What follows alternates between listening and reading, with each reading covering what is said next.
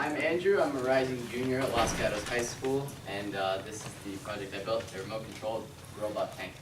So my motivation for this project was the fact that I have no engineering experience up until here. I had none, and I wanted to do a nice combination of hardware and software to begin, and why build a hoverboard when you can drive up things? So I thought, I liked to play with tanks when I was a kid, so I thought, why not build a tank?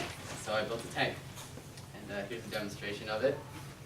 Battery on, go forward, go backward, and it can turn. The turning is very gradual because of the motors are pretty inexpensive. For example, the gears are plastic and some metals. That's my And the way this works, of course, there are two components. There are hardware and software. To start, hardware, there's stuff like the battery, which is what supplies power to the whole thing. There is an Arduino Uno along with the motor shield. The motor shield is used to connect to the motors because without it, there's no way to connect the Arduino directly to the motors. And the way it works is this remote, which is an IR remote, when you push a button, it'll send out an IR signal, which is then picked up by this sensor. And what my code does is it takes that signal and it changes, it outputs accordingly to the value that's received by the sensor, and it's able to run the motors at whatever speed I set. So my biggest challenges were definitely with mechanics. One thing that was troublesome for me was the motors. It took me a few days to get the motors running. I did things such as trying to add new resistors and capacitors. I tried I tried so many things.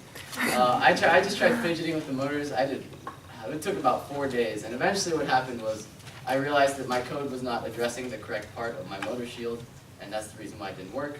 So I got that fixed, and my motors were running. Lastly, as Chris mentioned, I had to 3D print one part to connect my motors directly to my gear wheel, and that took many tries. Here are all my failures. Eventually I modified it to a V2 to make it a little bit sturdier, and eventually I have two on there. It was a perfect fit, and it worked well. So throughout this whole experience, I think the one thing I've really found out about myself is that I came in here with the knowledge of physics and a loving of physics, but I also found that I really like software engineering, and as I coded a bit, I thought it was fun, and that's one thing I may continue to pursue. And just lastly, I just want to say thank you to BlueStamp for this wonderful experience. Thank you all.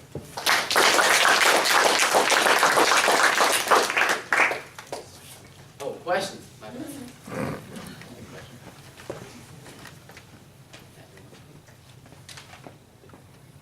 Yes, Chris.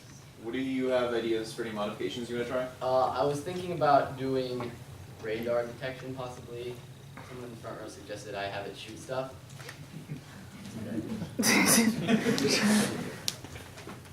Yes, Judge. Where's the rest of your tank? The rest of my tank? Yeah, I mean the top part that we Didn't didn't buy stuff. It looks like it does. The bolts are a good addition. It's like the nice tail. The racing tail. How do you make it like turn on a curve? Well, it can't directly turn because of the capabilities of the motors, but the way I did it was, it's not on right now, but what happens is this one will just move, the right will just move slightly faster, so it'll just be a very gradual curve. Okay. Why did you use a remote as opposed to like a controller or something? Because remotes were infrared, and I was kind of time crunched, and so it was something Chris had that I could